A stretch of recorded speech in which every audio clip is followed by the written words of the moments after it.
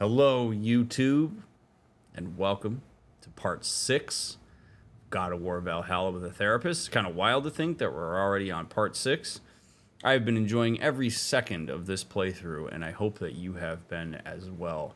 I want to give a quick shout out to the Sony Santa Monica folks that are watching this. I am aware that there are some of you watching this, and I am very grateful that you would take time out of your days to care about what I have to say about a game that you created. It's wonderful. I'm enjoying every second of it and what you crafted.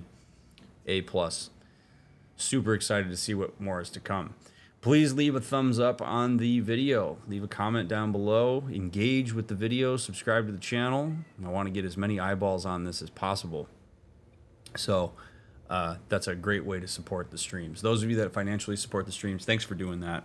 I really do appreciate it. It goes a long way to supporting the channel in ways like paying my video editor to get these videos out quickly. So thank you. Let's see what we got this time. Back on the beach.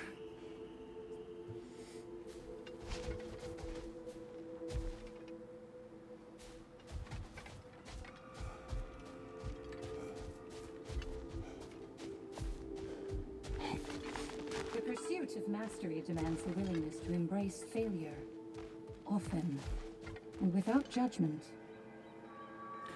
Oh, yeah. Speaking my language. Speaking my language.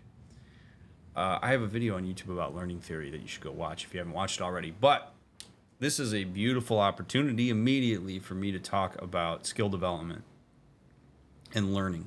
Something that I'm quite passionate about, and also something that I, in some ways, got my PhD in and have a level of expertise in. So I would like to just impart some knowledge here about this. Learning and skill development is a failure-driven process. You have to suck at things before you're good at them. That's just how it works. And so if you're a person that bails out when you're bad at something, when you want to get better at it, because you're bad at it, you're doing it wrong. When we are engaging in the building of a new skill, or we're learning some new knowledge or whatever, there is anxiety that comes with it. In fact, aversive arousal and just general agitation is part of the learning process because you are doing something new and novel. There is an unexpected component of that development. So a lot of times when you see people who are averse to anxiety and haven't learned how to manage anxiety in a healthy way, they will often struggle with taking on new tasks and learning new skills because they so heavily avoid the anxiety that they don't experience the benefits of scaffolding their way through learning skills. So one of the ways that we actually can facilitate the building of a skill or the accumulation of knowledge is via a process of what's called non-judgmental repetition, which speaks to the judgment part that Ear just said here, which is that you repeat a task frequently. And when there's a failure along the line, you start over or you pick up from that point and you do it with compassion. You do it with an understanding that that's just part of the deal. It's not something that you sit there and judge yourself for harshly against a standard that's not realistic. It's something that you understand is part of the developmental process. So if you want to be somebody who gets better at certain things and engages in various skills in a meaningful way, you have to accept it and even embrace the fact that you are going to fall short of your expectations all the time. And that it takes considerable amount of time to build various skills, and it takes considerable amount of effort and a willingness to lean into the anxiety and agitation of that. So if you want to learn skills, that's what you got to do. So that little bit that she just gave there is the TLDR of the big long description that I just gave you, but it's something that I'm incredibly passionate about because people can do amazing things when they lean into that process and then hang in there. Oh God, I didn't mean to kick you in the ovaries. You just said a wonderful thing. I'm so sorry. Didn't mean it. I'm learning to control my feet without judgment.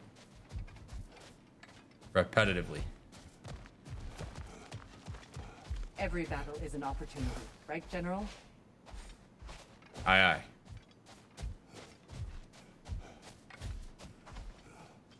It's encouraging to know Valhalla wants to help.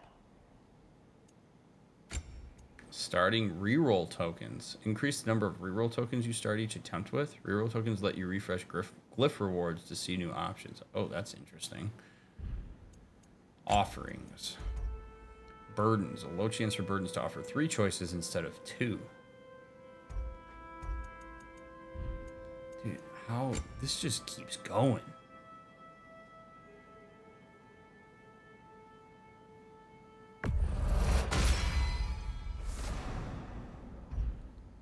Just an outrageous amount of depth.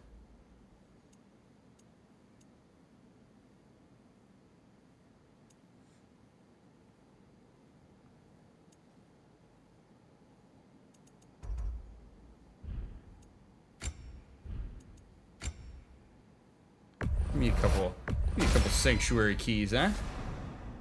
Bartender.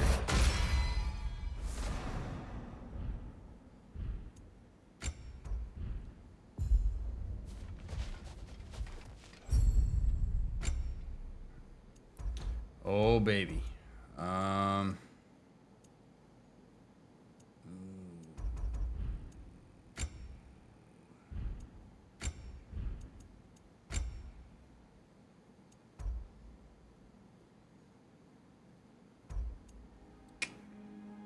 Ooh.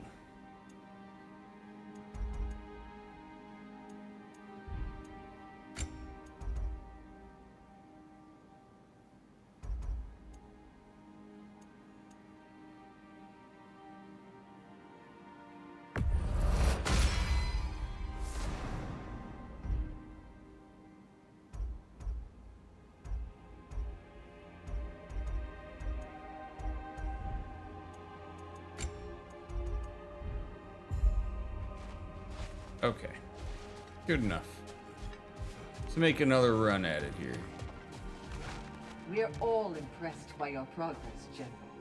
We've never seen anyone engage Valhalla quite the way you have. Oh, well, thank you.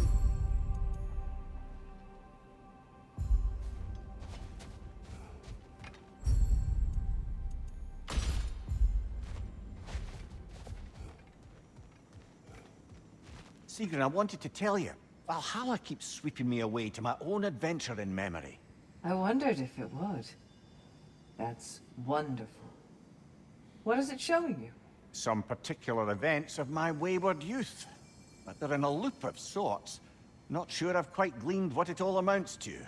Then you must do what you do in Valhalla. Keep going. Wonder if part of the movement through Valhalla is the recognition of the ambiguity of it all, that there's not going to be a final answer to all this stuff. Valhalla is a journey of non-judgmental repetition. Wouldn't that be neat?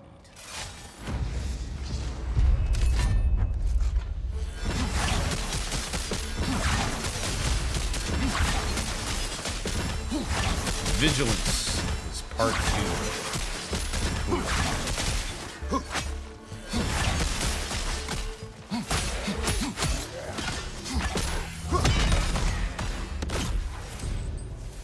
Since we keep going back in, I take it this process is working for you somehow. Yes. Succeed or fail. I feel progress. Clarity. I need to see it through. Very good, brother. Yeah, dude. Awesome.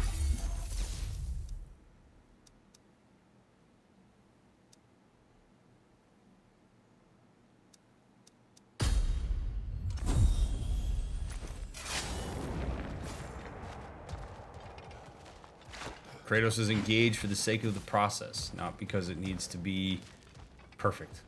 Succeed or fail, he gets something from it. It's great. Right side, brother!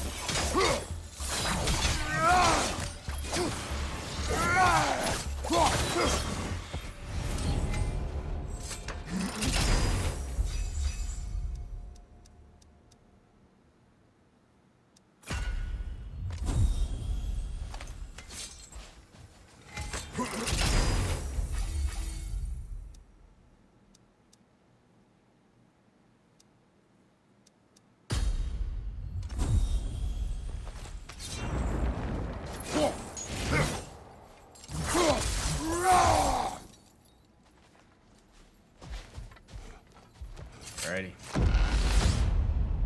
Let's move it along. Oh! Hi. It's a shield. An infamous act.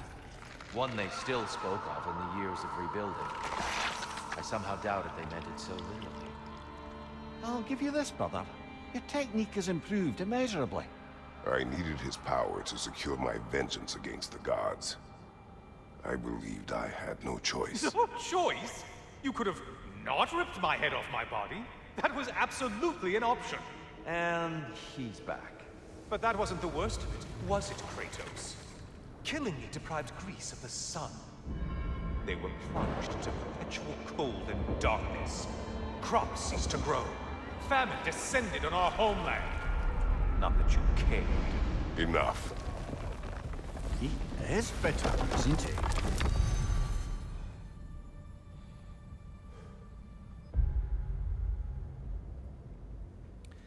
The belief that there is no choice is a destructive one. There are absolutely times where one does not have choice. Sometimes people think when I have this conversation about choice that I'm saying that there's always choice no matter what. That's not what I am saying. What I'm saying is that the failure to see choice when there is choice is a problem. So when Kratos believed in that moment that he had no other options but to rip Helios' head off, in the same way that he probably believed he had no other option when he killed Heimdall back in Ragnarok,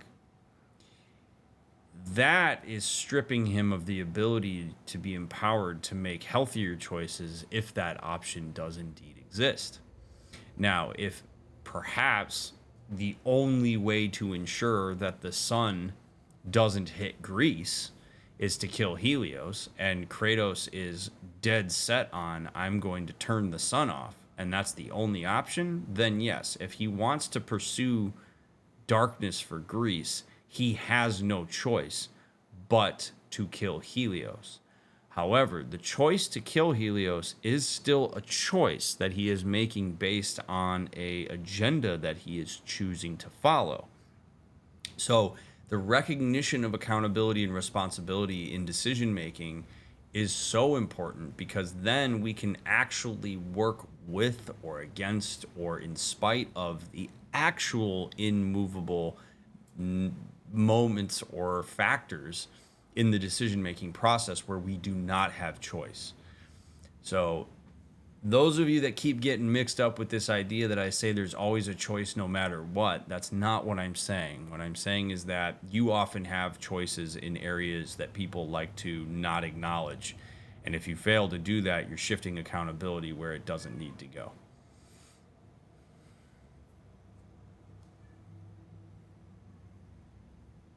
Is saying you believed you had no choice a better frame than saying you had no choice at all, at least?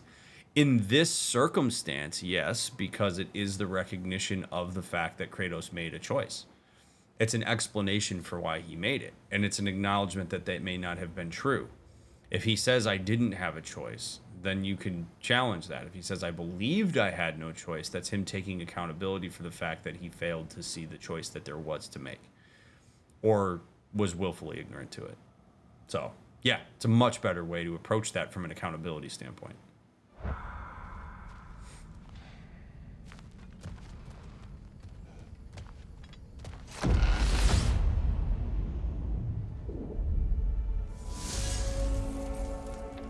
Kratos, I'm curious. Your decision to behead Helios, was it fueled by any personal motivations? Or was it really just a means to an end? It was not personal. I did know him long before I killed him. He was as insufferable as any god. But his death brought me no satisfaction. Did you know what would happen as a result? When Helios was captured by the god of dreams, the lands fell into darkness and were not restored until his return. I knew exactly what would happen. So it was an informed decision but one that he believed the utility outweighed the drawback on, which I can appreciate. I think the part of this that I want to focus more on is the way that Tyr just asked that question. I actually personally enjoy using either or questions as a way to steer conversation, because it gives people an opportunity to engage their autonomy to kind of like make a selection of various options. Not that they're the only options available. But I love that Tyr approached Kratos' decision to kill Helios with curiosity. Hey, I kind of want to know what your decision-making process was on that. Like, were there any personal motivations? Was it just the utility? Like, what's the deal? It's great because it gives Kratos a chance to answer that question and not feel like he's being led somewhere. And too often people will ask questions that are really statements, whereas Tyr there was asking a question to try to understand what Kratos' thought process was rather than make an assumption, and that goes a long way for people in feeling heard and understood and cared for. So, kudos to him on that.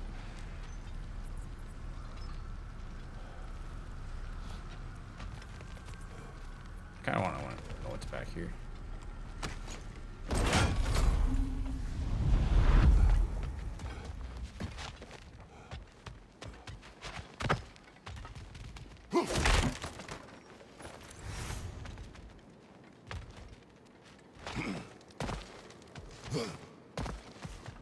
Ah, boo.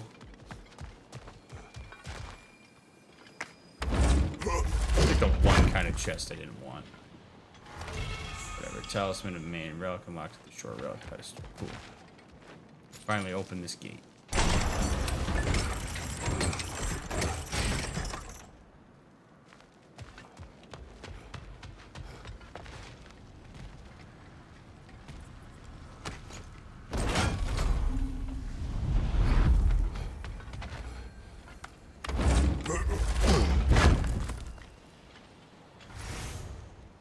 Damn.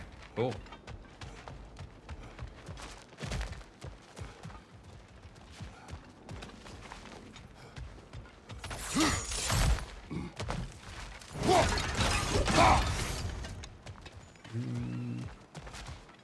Alright, so we got weapon or runic.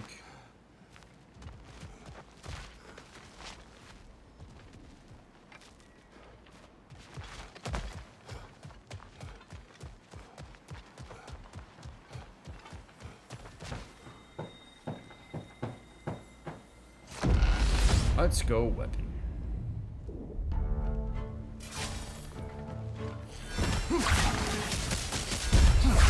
These stupid ass guys.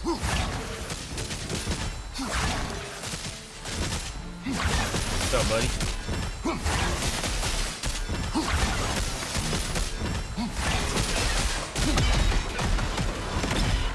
I love the object permanence of the spears.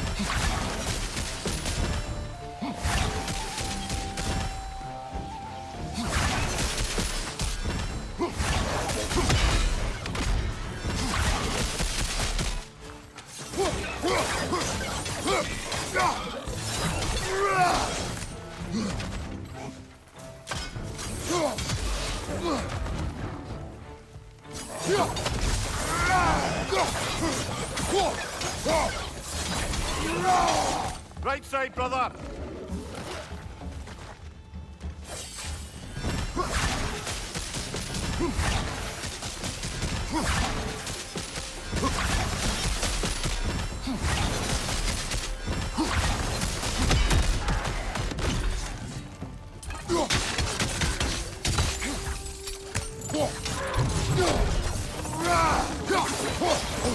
God damn it.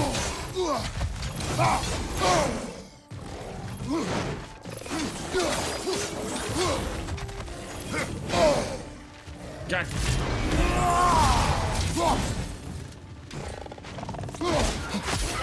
Last one!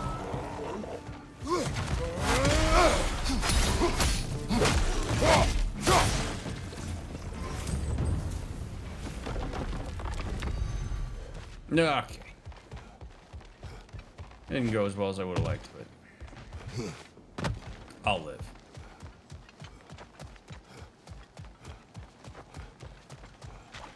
Let me see if this helps. Chuck this rock. Ah! Look at that.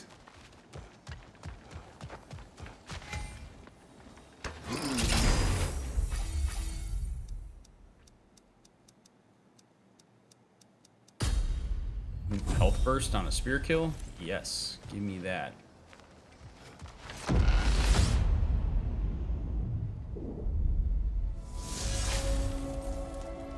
Kratos, I hope you'll forgive me for overhearing.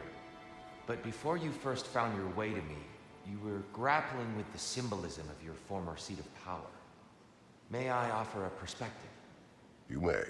Before I became God of War, I felt as hesitant as you do. I feared that taking the throne would only validate Odin's power hierarchy, which even then I didn't trust. But I decided I could wield a better influence on the inside than on the outside. There are many ways to lead, and not all of them involve ruling. The throne and the office are only what you bring to them.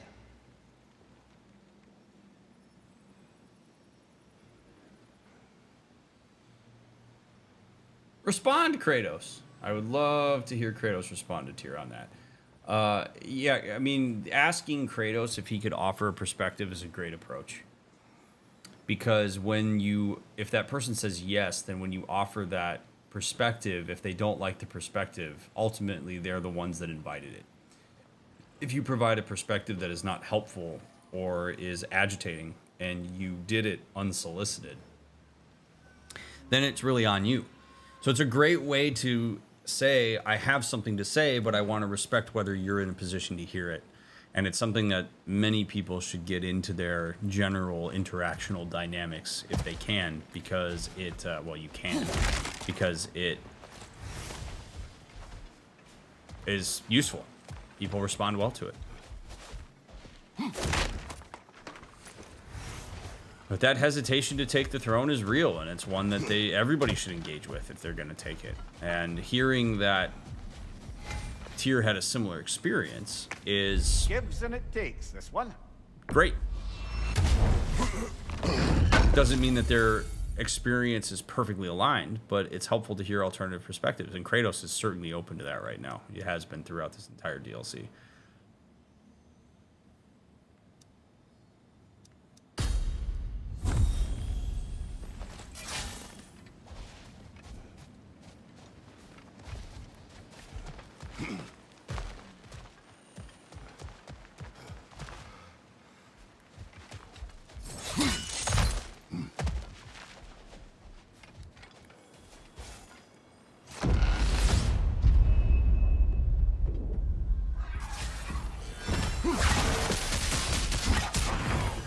Oh, shit.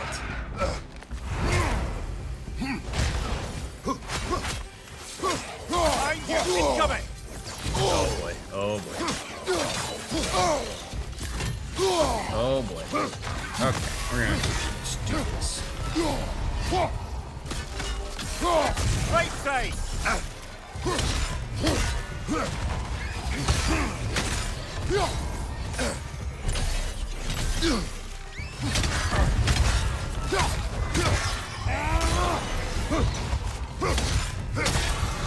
Right side, brother!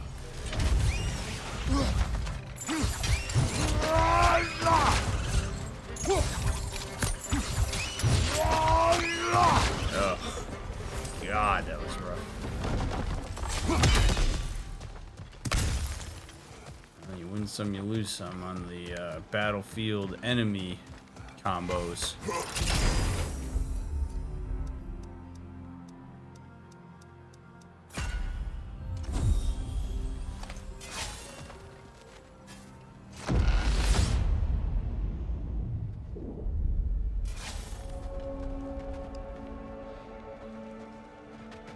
Tyr, earlier you spoke to me as though I seek to lead, as if I were someone to be followed. Your self-criticisms, valid and otherwise, seem well reflected here in Valhalla. It's no accident that your mind manifested that throne. more than a symbol. It's a challenge to revisit your assumptions. Mimir is right. You have the power, and I think the wisdom, to redefine what it means to you. To assert that power is to prove to yourself that the chair doesn't change you, doesn't make you a new person. Not if you know who you are and why you serve. Yeah, dude. The chair doesn't change you. You change the chair.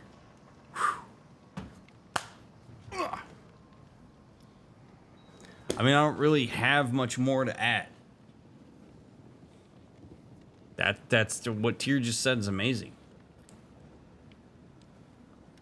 That's a beautiful example of a reframe. Like, a lot of this has been reframe. It's been an opportunity for Kratos to expand his perspectives, to expand possibilities of how to describe certain phenomena. So I love the reframe of the throne is a chance not to, like, it's a chance to challenge your assumptions. It's a chance to challenge the fact that, like, you don't have to have your actions dictated by a role. It's an opportunity for you to change the nature of the position itself. And I really think that there's a power to that. I mean, that's the difference between a plain old dude and a person who can really make change on the world, is somebody who understands that difference. And Kratos working through this and having some subconscious understanding of that, and probably a degree of anxiety about it that is difficult for him to acknowledge and articulate given his upbringing. He's got to fight through that. He wants it to be a certain deal. He wants to, look, Kratos as a Spartan is somebody who had it pretty easy from an anxiety perspective growing up. You receive an order and you follow it. There is certainty in orders. There is certainty in the structure of how Sparta operates. So you don't have to worry about the unknowns because somebody already did it for you and they called an order in order for you to go out and do the things. So you just, easy. Kratos being in a position of power where he commands and leads and people follow means that he has to lean into the uncertainty, that now he has to issue what others will perceive as certainty. That's a whole different vibe, dude. Like that, and so his orientation to the throne as something that essentially orders him is a remnant of his early development as a Spartan. And as a result, he's got these glasses on that lead him to perceive these types of things as being things that dictate the terms. I actually think that's why he's so susceptible to prophecy, because it's an order. So the idea that you are in a position of power and control as a commander and a leader means that you have to understand that the world is not something you can actually predict. It's not something that you actually one-to-one exert influence on and can anticipate every single thing that's going to happen. It's something that is filled with uncertainty, and it's a winding road, and there are blind spots, and you're never going to understand everything there is that you need to know in order to do something perfectly. There's an arbitrary nature to leadership and to that throne, and he sees it in a very myopic way. And so challenging his thought process around this, getting him to entertain a reframe, is a way for him to expand the realm of possibilities. It's not the realm of certainties, it's the realm of possibilities, which is such an important distinction for him to get into and have that mindset around. Yeah, go Tyr, man. Are you kidding me? Tyr's killing it. He's making a run at me for favorite character. Yeah, DrMick. Because you didn't go find Tyr after the Ragnarok playthrough, so this is your first exposure to him, bro. I know.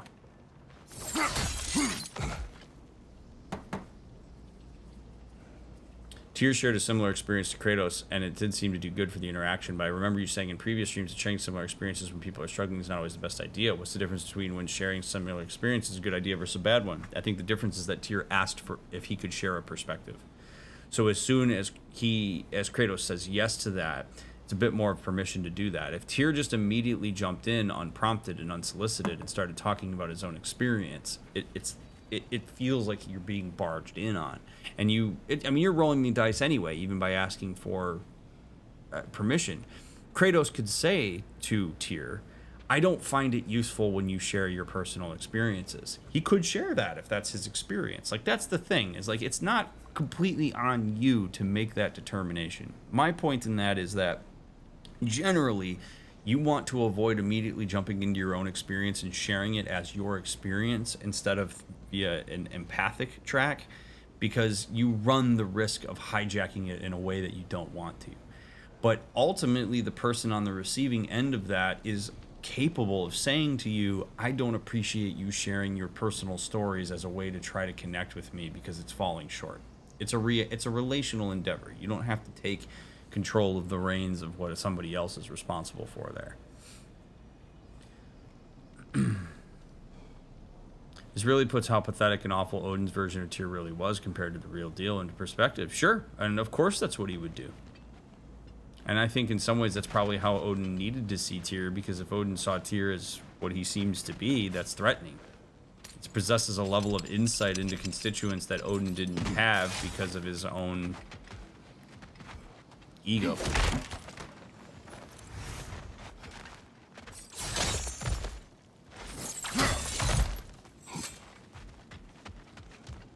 Love how much there is to talk about in these games. It's great, man. This one DLC is just loaded.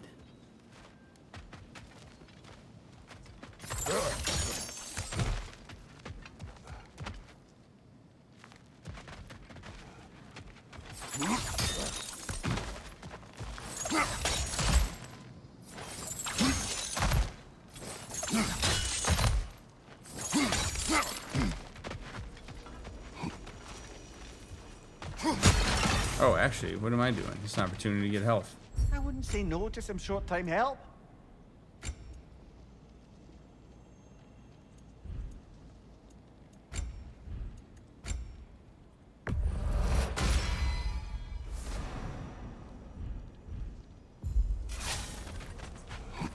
Okay.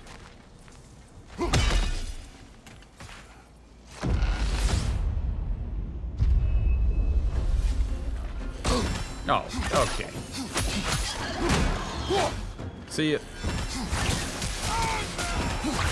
Oh, There's the shit. one Valhalla's mark.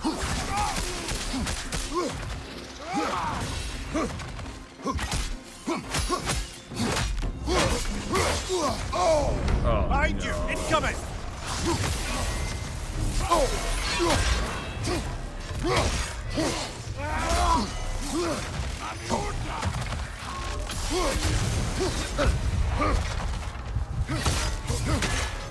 Right side, brother. Oh shit, I didn't. What? Oh boy, I did not realize how injured I was there. Shit.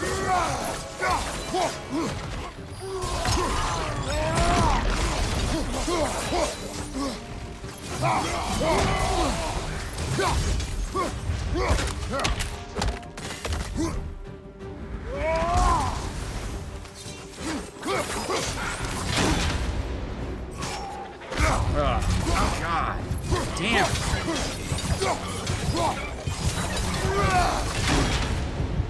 Shit.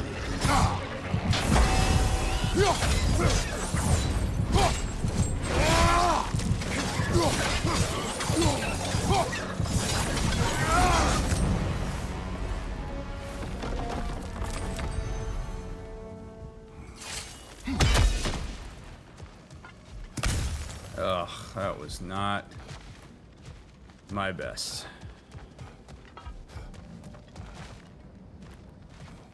But that's okay.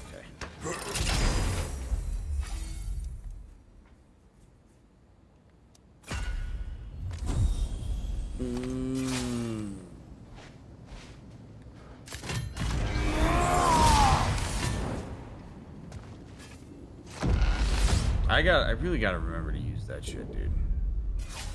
We should be able to make our way up now. Ready? Yeah.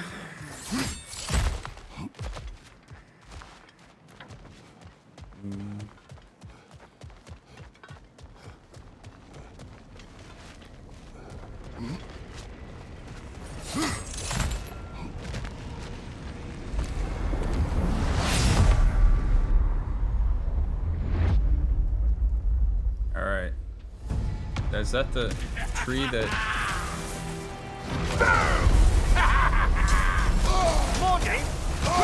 Oh, shit. Whoa! I can't watch.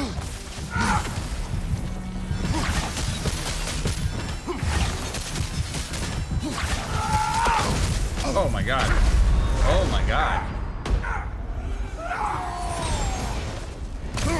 Oh, this is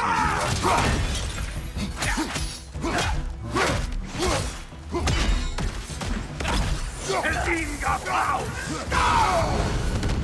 Holy crap. Like my hair standing on end.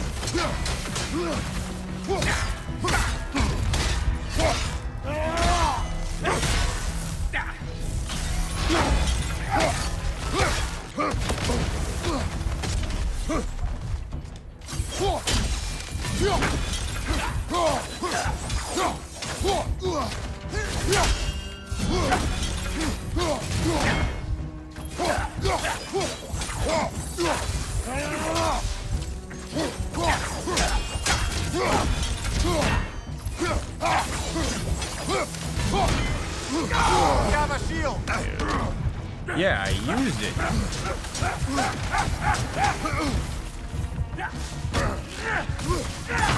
Fucking god damn it, dude. A noble attempt, brother. Back to it.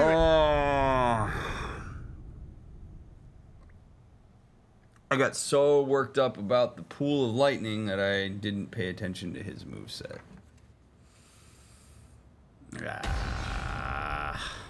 That's alright. That was a pretty decent run for being on my heels that entire interaction. Ah, plucking a son of Thor out of your memory, of all things. Yeah. Oops. Learning is a lifelong journey, no mere destination. Take that to heart. Suppose that was beneficial enough to do another.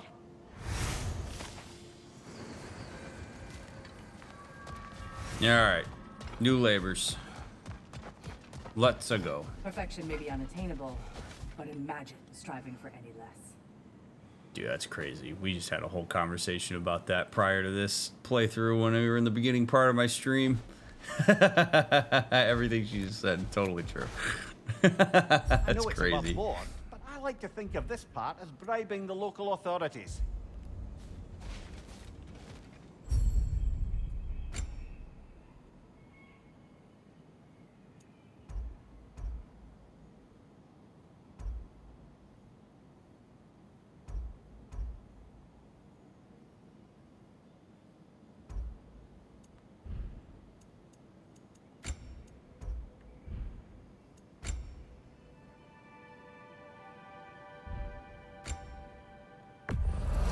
Permanent progress, right there. Alright.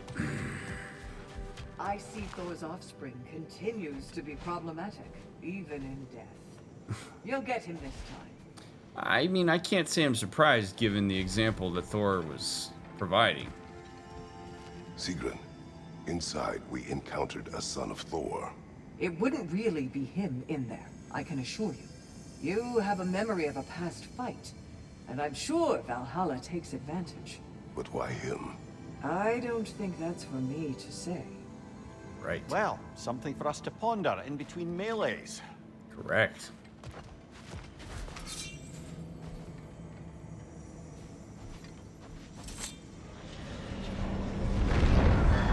Alright, once again into the breach.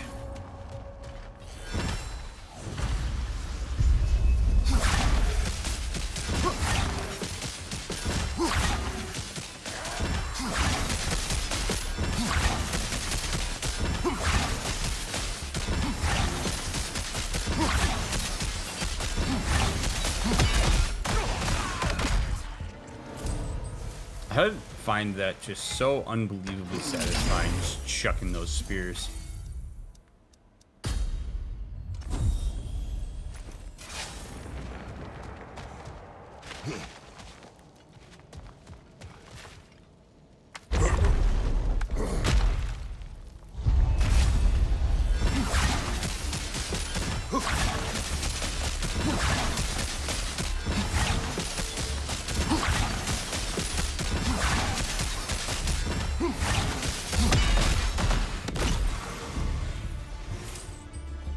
I like that Valhalla seems to have its own character. Its presence is felt just as much as Tears. Yeah, it is pretty cool. They talk. I mean, they anthropomorphize it a ton, so definitely makes sense.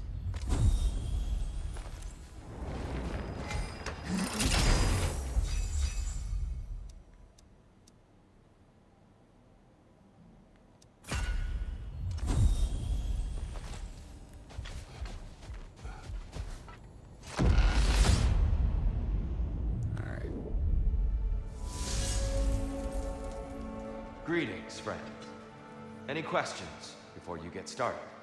I was wondering, actually, did Odin ever try his hand at Valhalla? Of course. He explored it very thoroughly, in seeking to gain control of the Valkyries. But in the end, he found nothing here he could use. You see, Odin always looked outside himself for answers. But Valhalla only reveals its secrets to those who do the work of looking within. Makes total sense to me. Yep.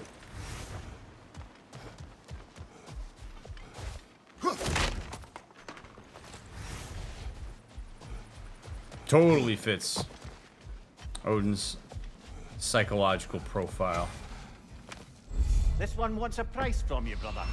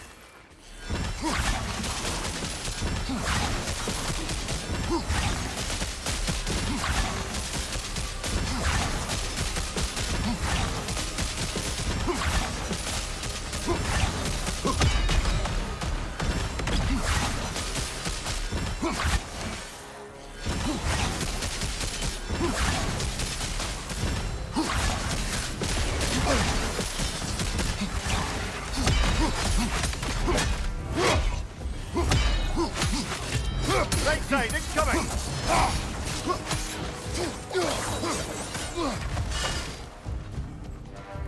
Alright, that was a little better.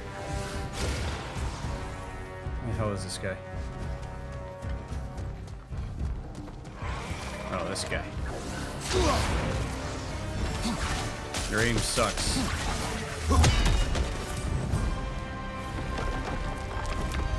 There we go. Easy.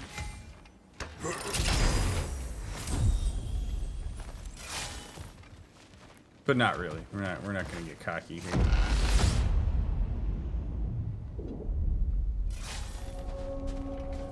Alcove of preference. Yes. Give me that stat build. Ooh. Ooh. Give me the vitality. Yeah.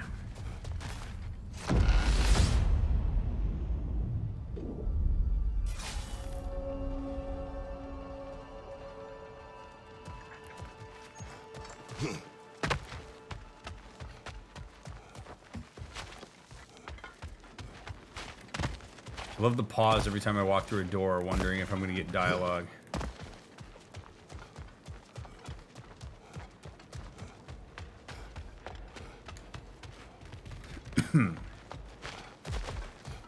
Got ourselves a boss door.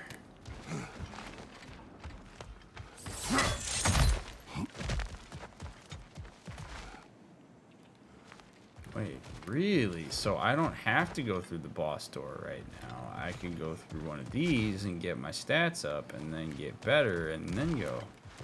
I think I'm gonna do.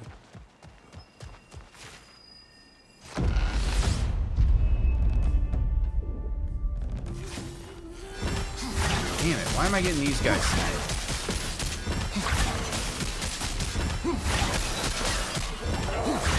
It is known how much I hate them. on!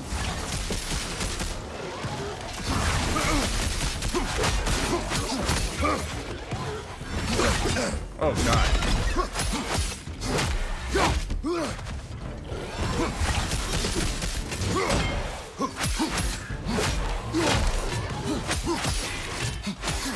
Behind you! Incoming! Nope.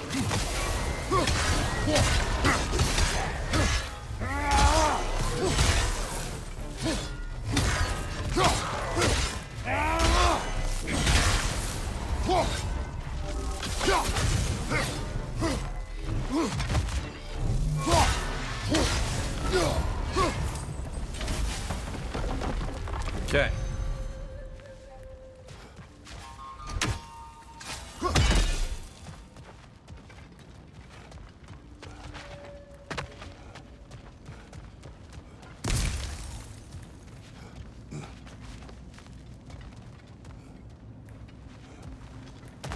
That went well. Very high luck chance to grant health burst on any successful runic attack kill. I'll take it.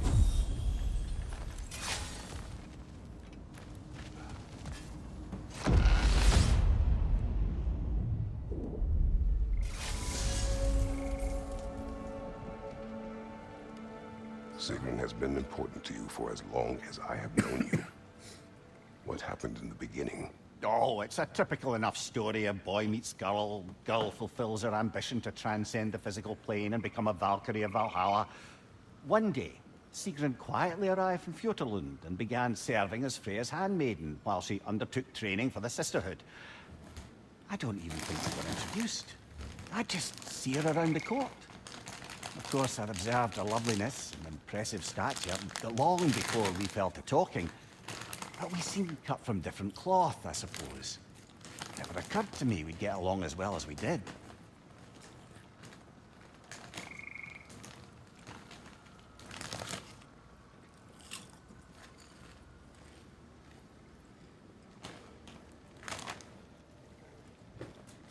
And she said, "Who's that head over there looking at me?"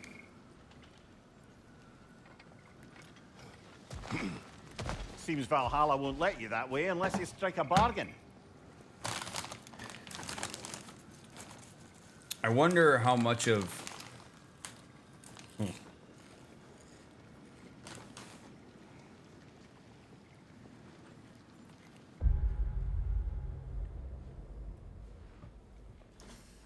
Little Mimir analysis here.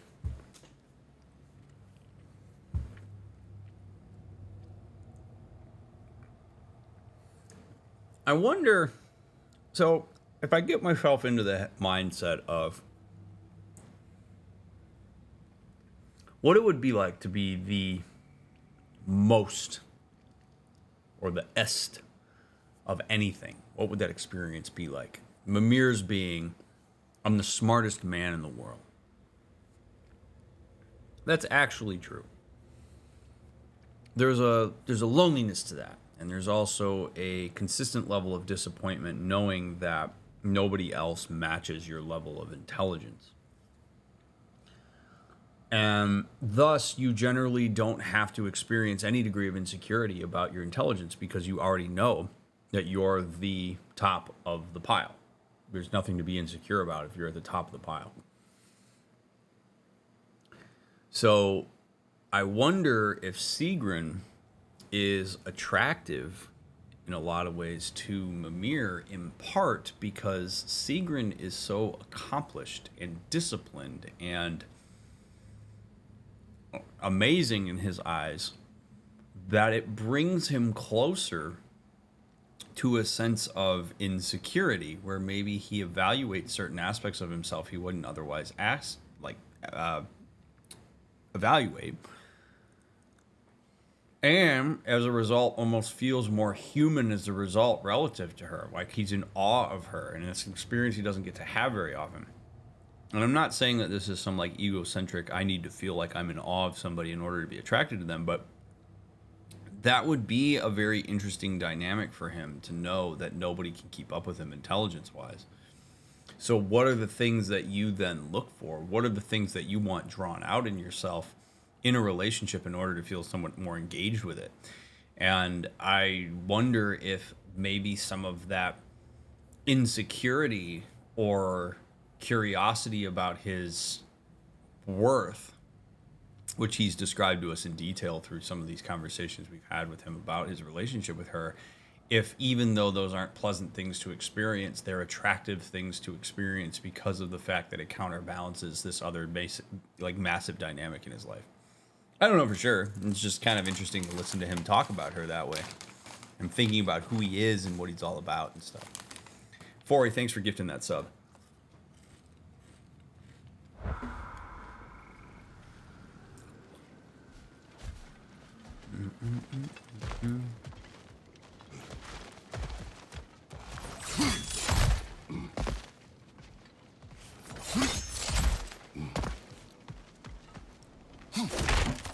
I like that this floats the boss door out in front of me, but doesn't make me do it.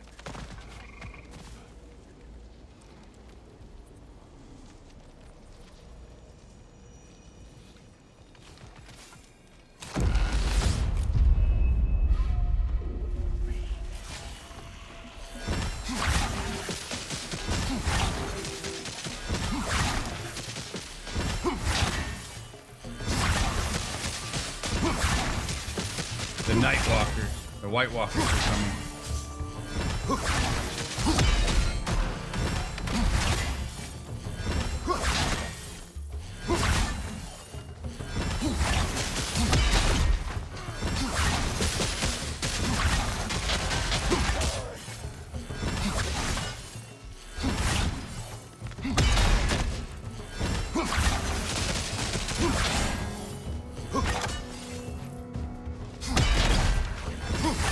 I love that I can just chuck that at the ground like that, and then it, like, takes them off their shield.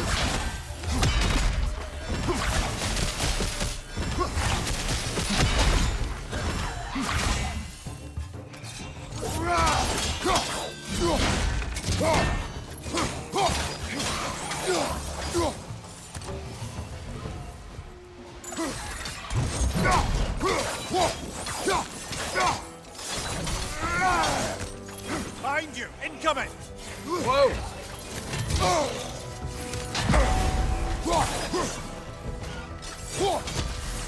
Watch your left!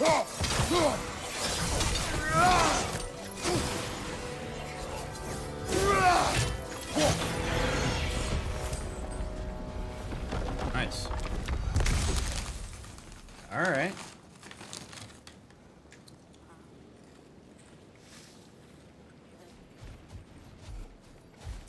Gotta go to Boss Town now.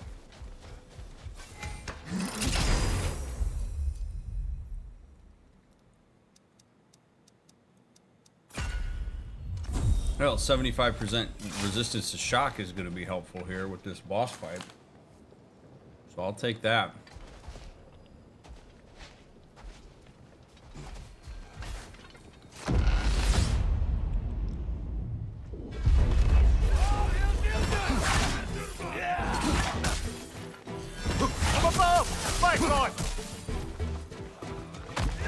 Climb, Kratos. Make him chase you.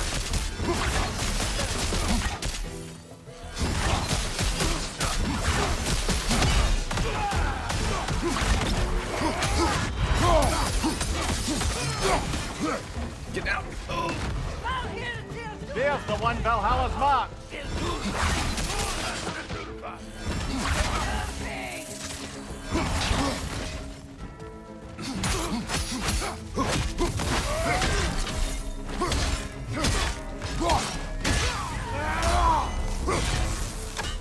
Get up. Oh, dude, that was awesome. Holy crap.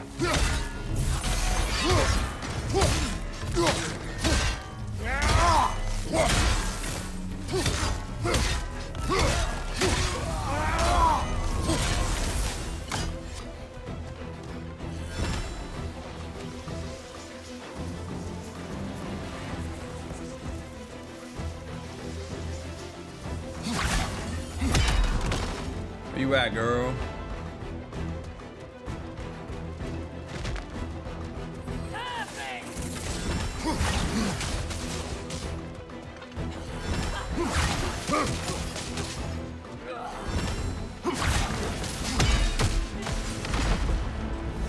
That's the one you needed. Yeah. That was cool. Blade of Olympus is fun, man.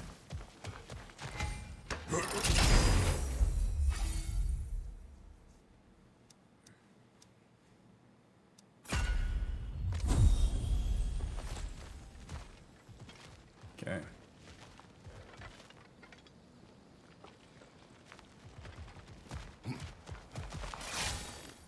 All right.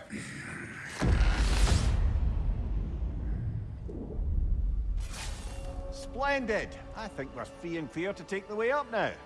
Oh, beauty. All right. Well, let's get a little boost here. We could use some limited time assistance, couldn't we? Increases the healing from Hellstone's Rage and Gear by 30%. That seems like it could be useful.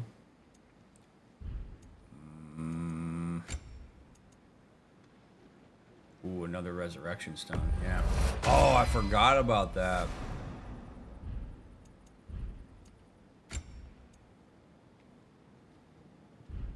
All right.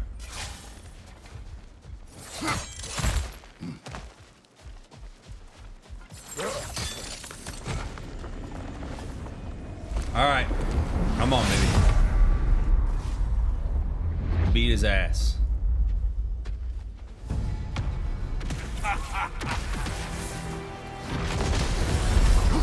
Oh no! Oh, God damn it.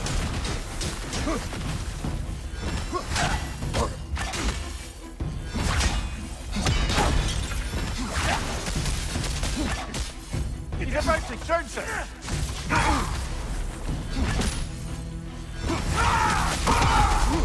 Oh, shit. Whoa.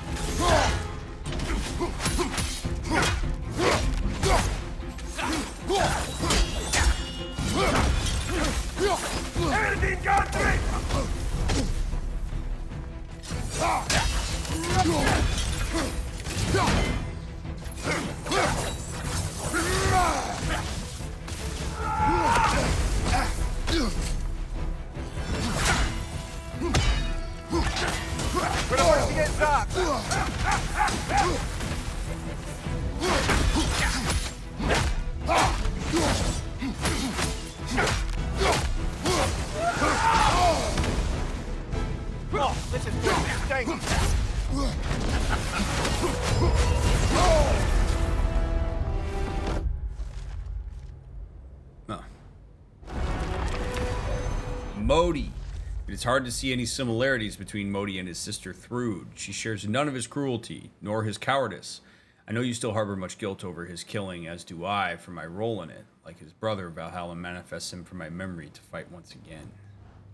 Yeah, dude, that was a lot easier that time around. Lord.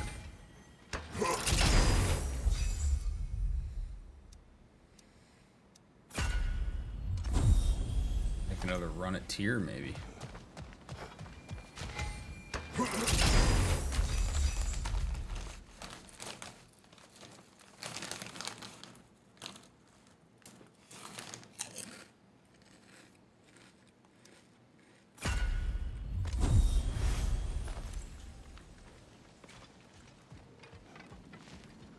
Ooh, a third.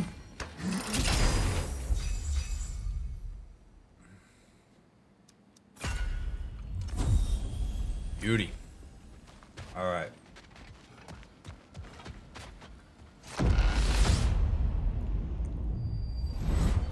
I'm back to brighten your day. Oh, are you?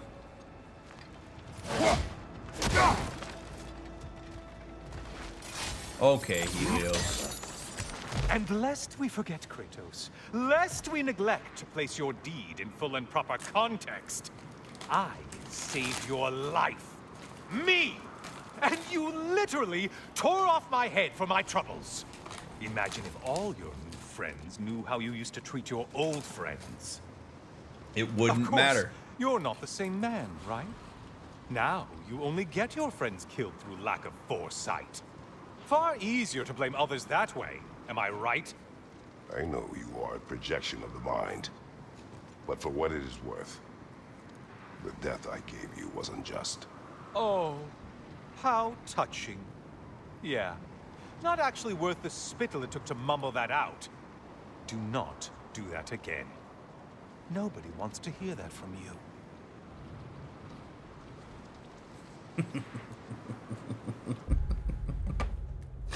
It's just, God, it's so perfect. I just I cannot get over how perfectly this is all executed.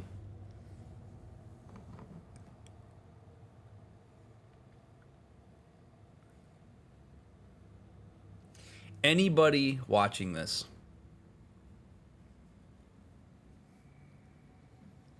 who struggles with self-esteem, self-worth, depression, or crippling anxiety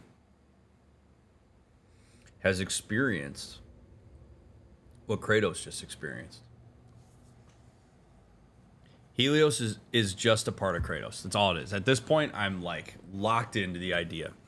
All Helios represents is Kratos's extreme negative self-talk. And what happens is we get these voices in our head that sound like ourselves. Sometimes they sound external, sometimes they don't, but regardless, they're in our minds, and we use them to make various calculations about what it is we want to do and how we want to operate through the world. And we get very comfortable carrying them around, even if we don't like them. Even Helios, like in a very meta way. Think about the role Helios plays in this DLC. The first time he shows up, we're like, wow, this guy's a total prick. Well, I want him off my ass ASAP. Now, he's just a matter of course. Helios shows up, we go, oh, hey, what's up, Helios? What's up, dickwad? Good to see you, buddy. You become almost immune to your own horrific self-talk. And then this wild thing happens when you surround yourself with good people or you talk to a good therapist, where you start challenging those voices or you start empathizing with them, understanding where they come from, interacting with them differently. And like I say, anybody who's ever struggled with this knows those voices don't just go away. They do what Helios just did. And it's a powerful force. We talk about equilibrium and homeostasis as like human systems dynamics, but they're also internal dynamics. The way that you've internalized your system, the way you've internalized objects of the people and environment around you has an equilibrium. So if you are so used to indulging depressive thoughts and horrific self-talk, you're creating and actively participating in an equilibrium that's going to be increasingly difficult to challenge if you don't make the efforts to challenge it. Those mean voices are going to get meaner before they realize that you mean business. And that's the precipice that a lot of people really struggle to jump over, is the push against the change. It's the same way that human systems work. One person tries to make a significant change in their lives or in the system, and the family generally doesn't just react amenably to it. They will often try to pull it back.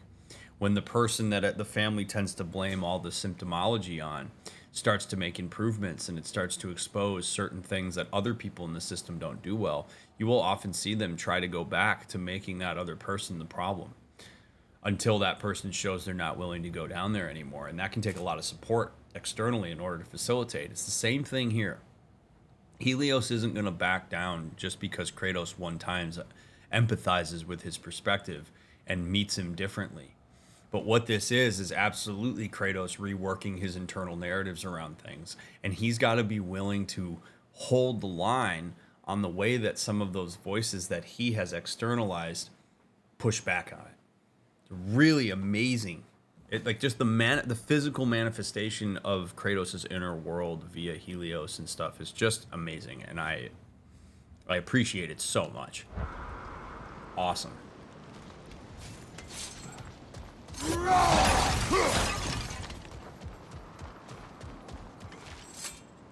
Watching you think? What a thrill.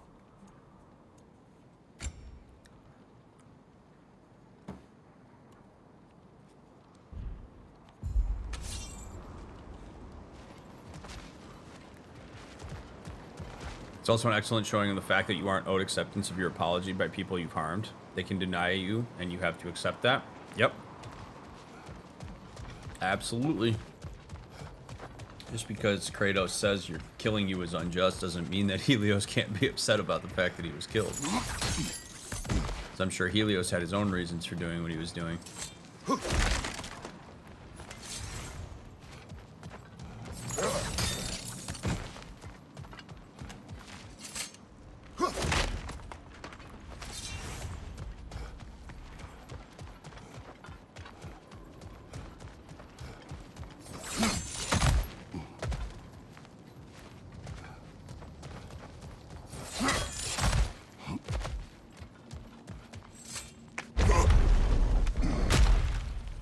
Oh, looky there.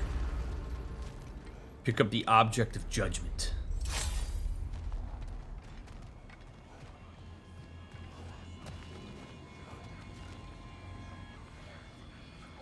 A little something to remember by.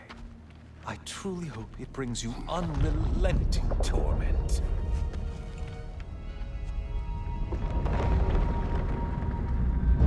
Chills you just a little when they do that, doesn't it? Feels like judgment. Oh, yes. Work Part 2 Vigilance continued to increase. Helios' shield. I found another object from my past in Valhalla, a shield once owned by the sun god Helios. It is trampled and useless now, a bitter reminder of my reckless actions in the time I was driven only by misguided anger. Glowy, glowy. We got one more to make glow. It would seem.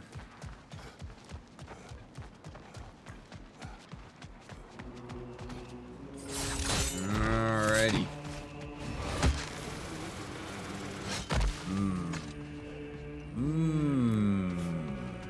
We got 4 chests now. 5,000 fleeting echoes. Good freaking lord, dude. Alright. Let's get after it.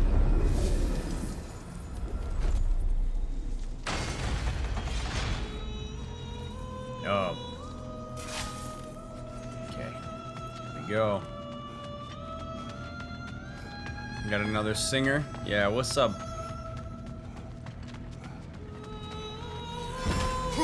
Imagine being like the person that they like recruited for this. They're like, hey, you sing so well that you should be a siren in our game.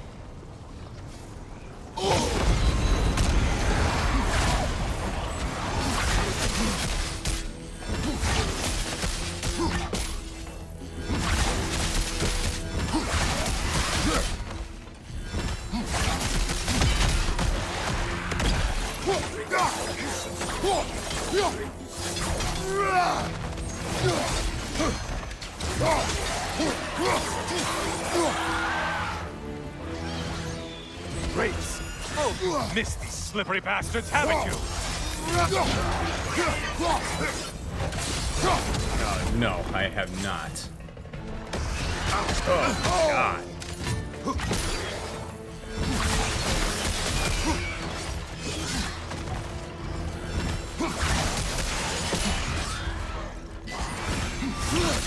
Oh, break the tether, quickly!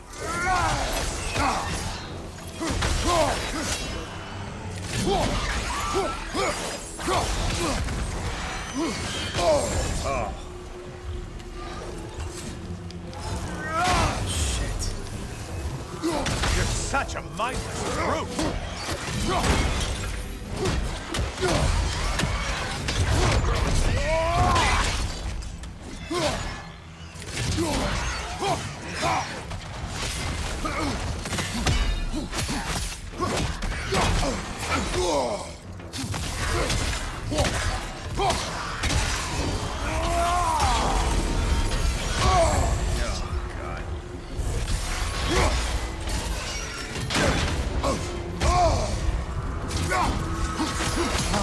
Another weapon, idiot!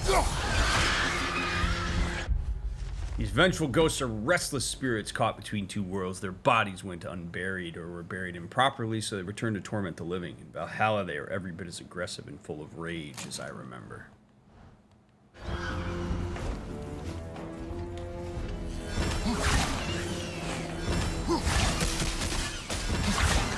Best. God, really?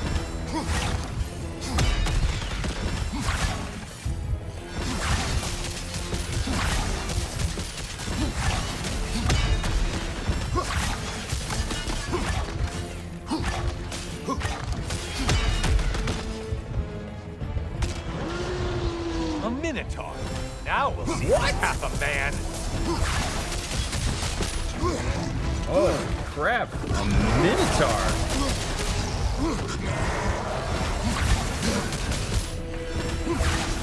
Last time I fought one of these was in freaking first Dark Souls.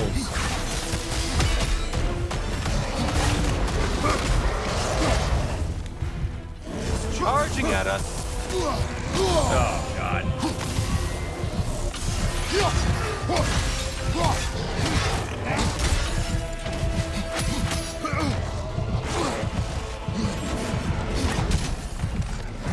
Oh, bad.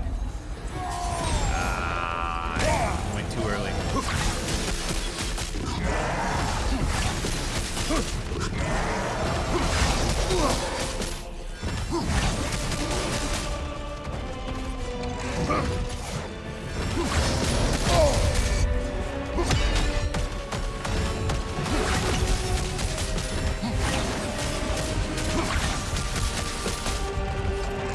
Oh, come on.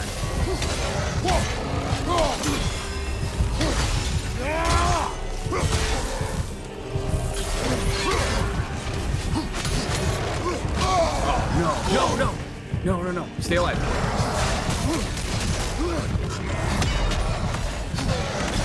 Oh. Not the time, kitty. Better them than us. It was Ares who first bred these horned beasts to serve in his army. Their effectiveness soon led to their use across most of my homeland's armies. Different breeds were developed to serve different roles. I was never once tempted to use them in my own army. They're far too dim-witted and unpredictable. Oh, man. That was close.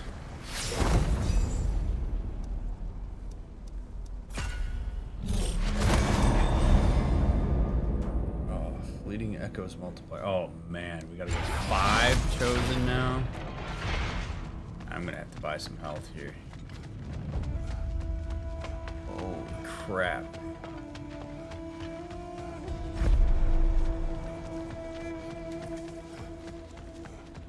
Is anger ever not personal? What will he choose? I mean, your experience of anger is certainly personal, but like, you can be angry about things that aren't, like, that you don't take personally. Like, I guess the answer to that would be, it certainly could be.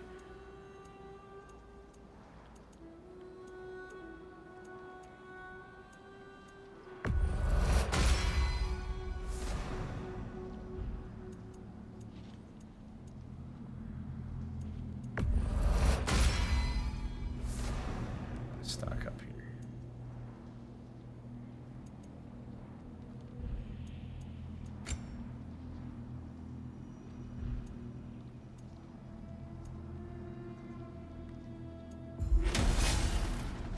All right, and we're off.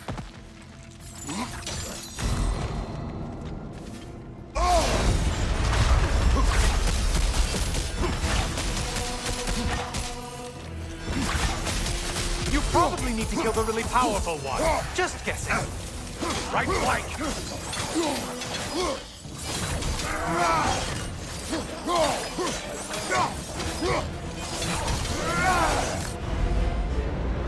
The new arena available. The Aegon boat can be found in the East Wing. Well slain, Kratos. Shit skipper.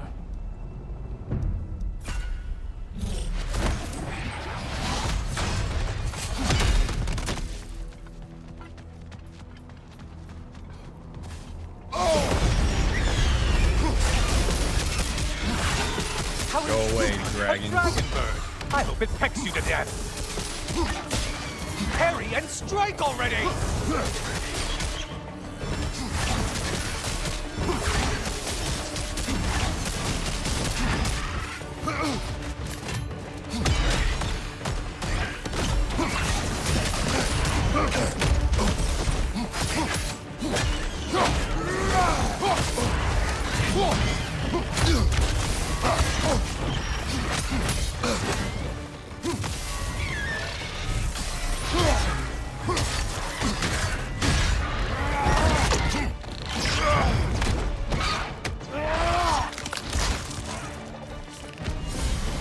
Incoming dive.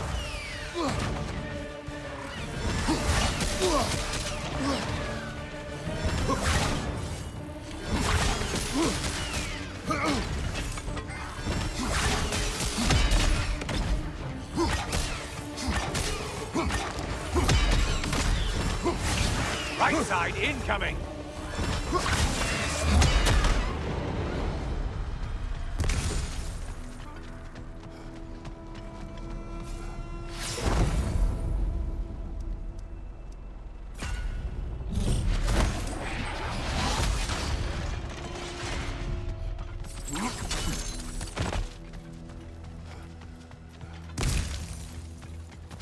Oh, shit.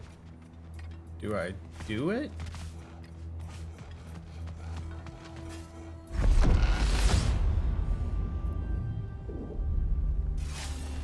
Why not? Ah, maximum challenge, maximum reward. Not scared, are you, Kratos? No. Oh, shit. Disrupted, you halfwit! Orb! Oh,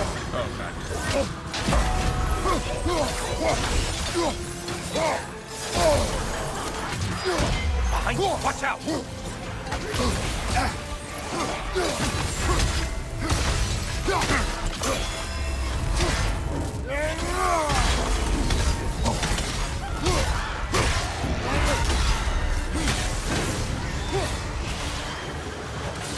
It's in the ground!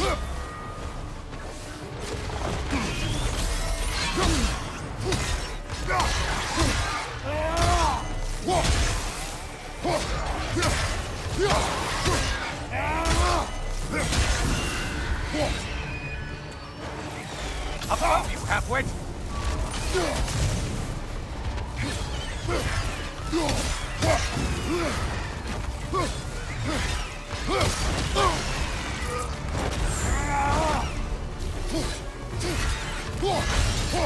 Behind you, dummy!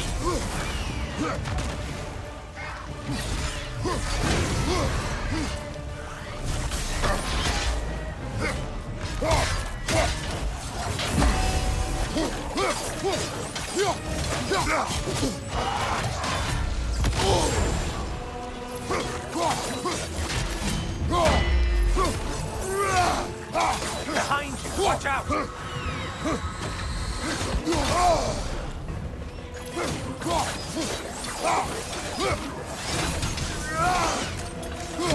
Last one! Run away, stupid!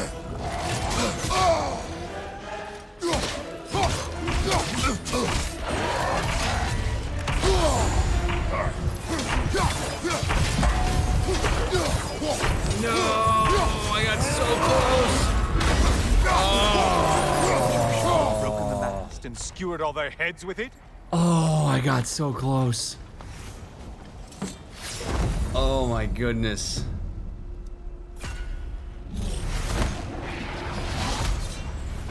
Oh, man. Damn it. Damn it. Makes me wish I would have waited on using the sword. That's alright. That was fun. I enjoyed that.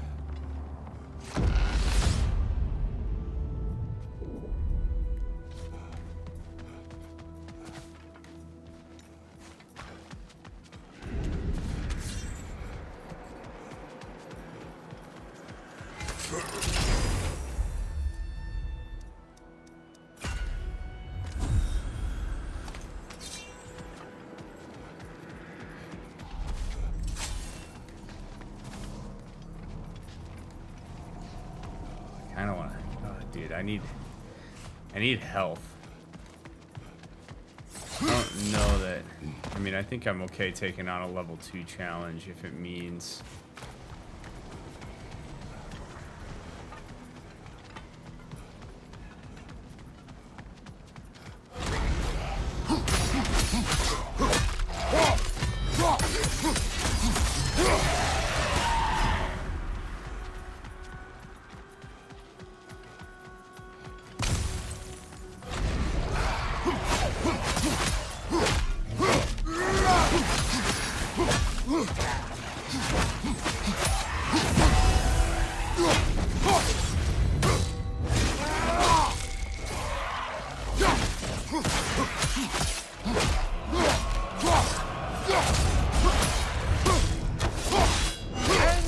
Just got harder. Did you forget that haste is a factor here? Nope. Don't you just chill, bud? Don't you just chill?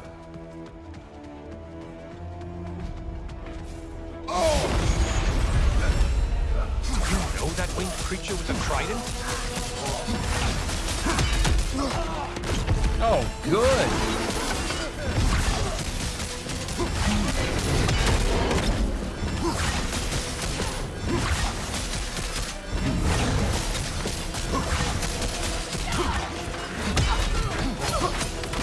Don't let him club us! Oh, shit.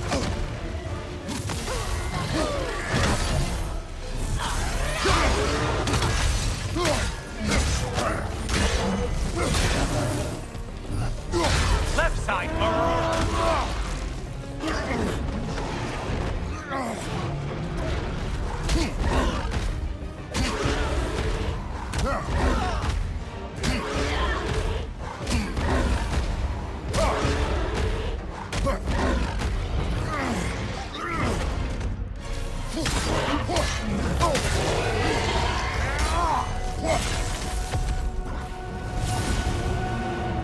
You've done it, Kratos!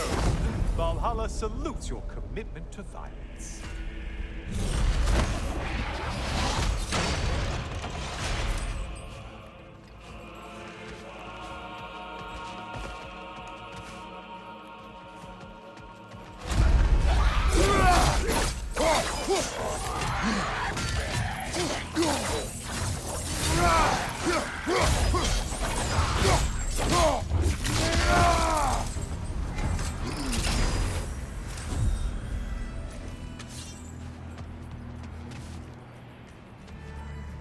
All right. Good enough for me.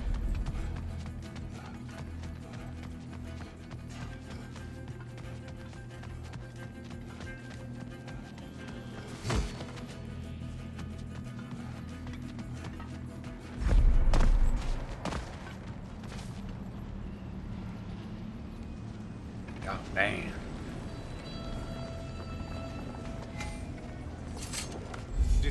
Decisions.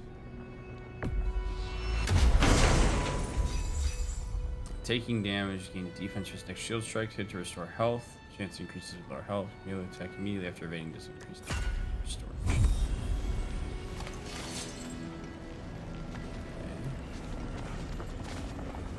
Man, I got so many of these things. I guess I might as well. This one's 5,000, so might as well spend 1,000 to get this.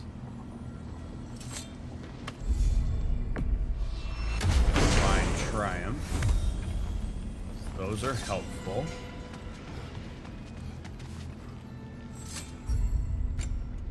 Health bursts are sold out. Take this.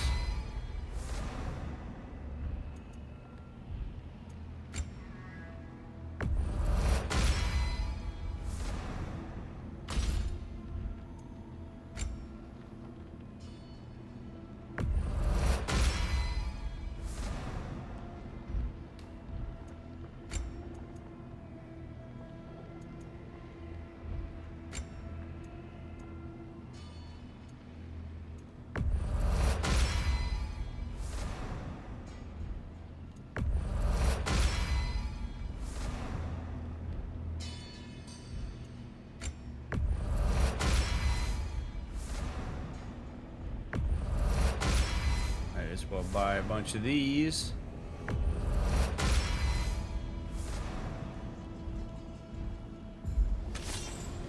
All right.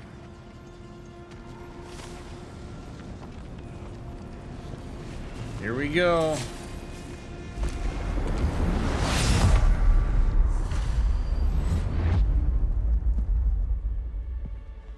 Kratos, you made it back.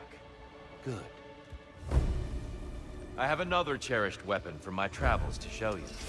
Ready to see? Oh, oh. All right. Defend yourself. Okay.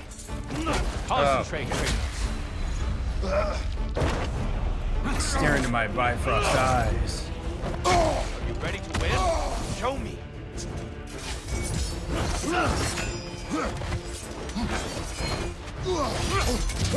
Oh, I'm gonna have to parry.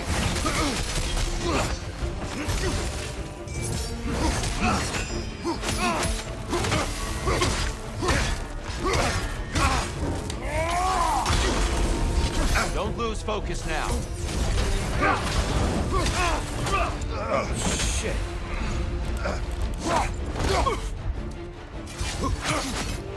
Arms up.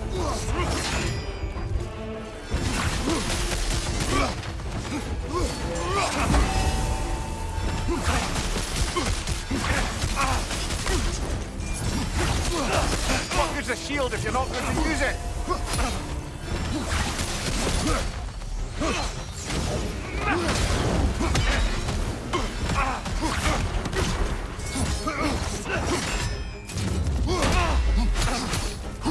You know your mistake. It's all in the wrist, you know. Damn it. Dude, he's got so much health. How many have seen that rage Wow. and lived to tell? Be ready.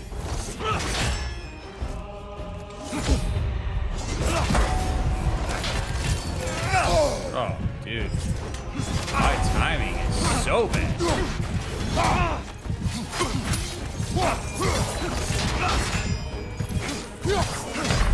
Ugh. Yep. Well. Right side, brother! Oh, dude. Wow.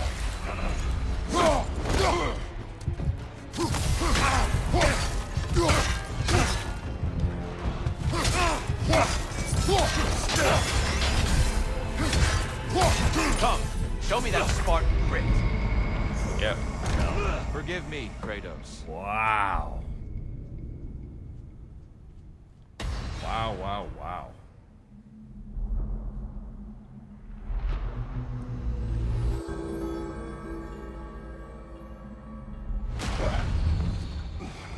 Brush it off.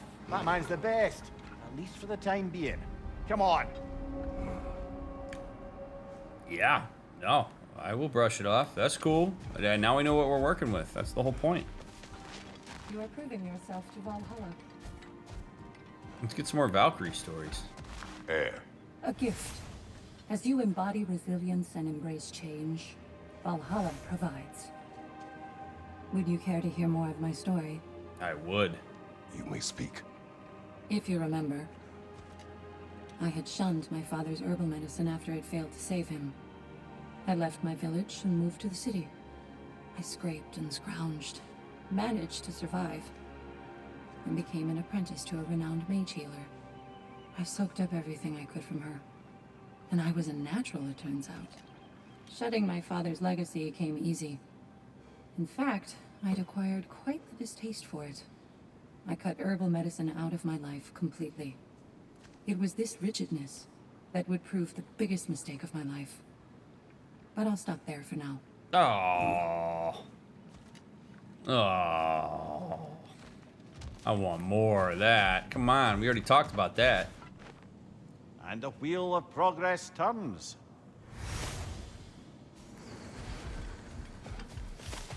That's okay. Ooh, good. Back here, and yet you're further along. Give me more Gunnar. Shield made it. A blessing. Patience, persistence. The path is no secret, but so few dare to walk it. Would I like more of your story? I would. No? Yeah.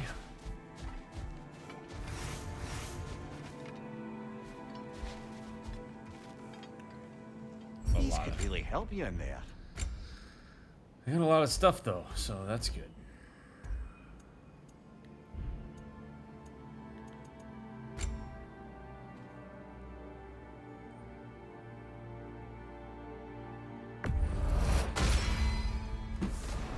Okay.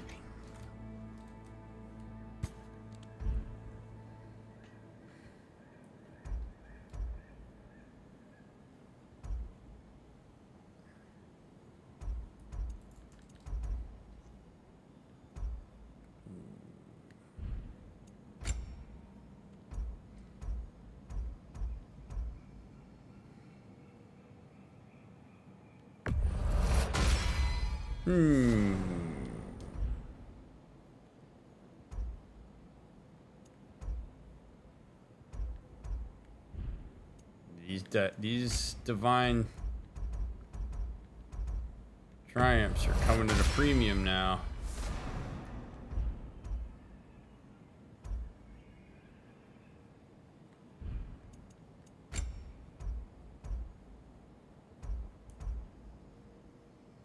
It's not cost 10. Let's buy that.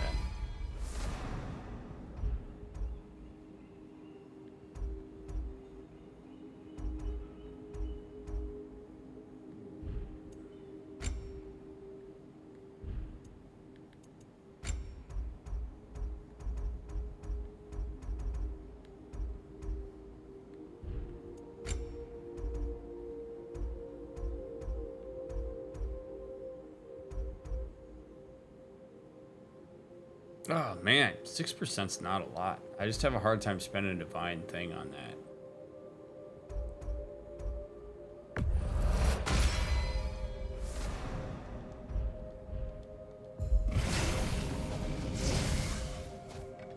Give the playing field just a little tilt, eh?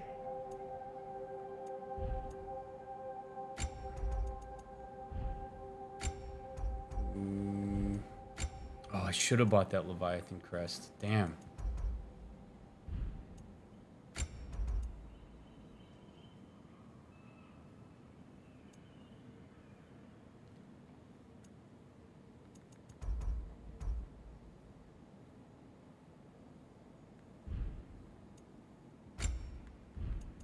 Like, I know I should do these, but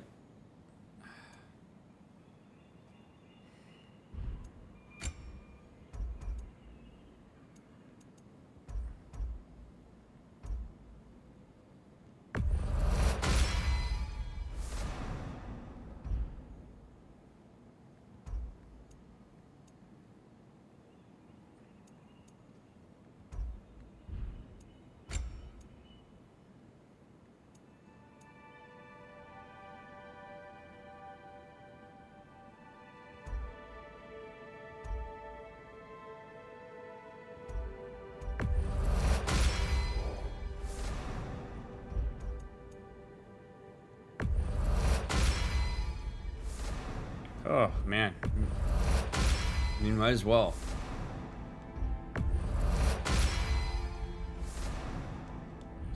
Gotta upgrade stuff. Burdens aren't a bad idea either.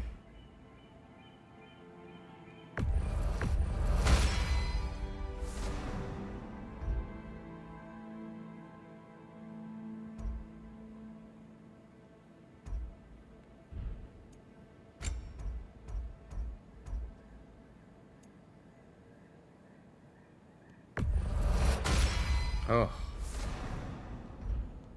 Good enough for now. Good enough for now. Sigrun, you got anything for me? Tyr's versatility is an advantage, but don't discount your own. I won't.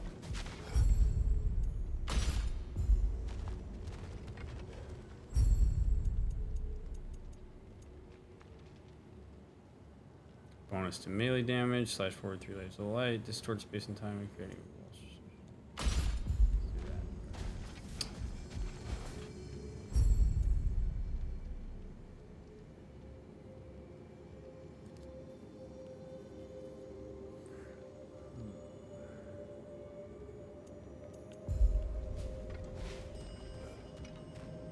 Milady, how is Alfheim these days?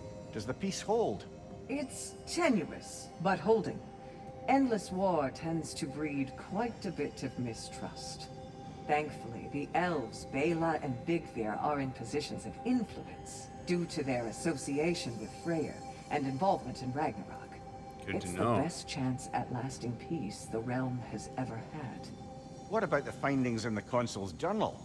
Have they shared it with the rest of the elves? Not yet, but give them time. Nice. All right. Well, we will work our way back into Valhalla in part 7. I'm pretty tired and I don't want to start and then stop in the middle. So, thank you, my friends, for making it through to the end. I am so grateful that you watch these videos and that you support these streams. It really does mean a lot to me that you care at all about what I have to say about the things that are happening in this. It is a beautiful DLC. I say it every time, but I am loving it. Awesome stuff. So thanks for giving me an opportunity to either shepherd you through it or add to whatever experience you had playing through it yourself. Tell your friends. I would greatly appreciate it. Leave a like, subscribe to the channel, leave a comment, follow the links down in the description. I appreciate all of you if you're binging. I will see you right over in part 7 if you're waiting for the next one to come out. Get it out to you as soon as I can. You're fantastic. You matter. And I'll see you on the next one.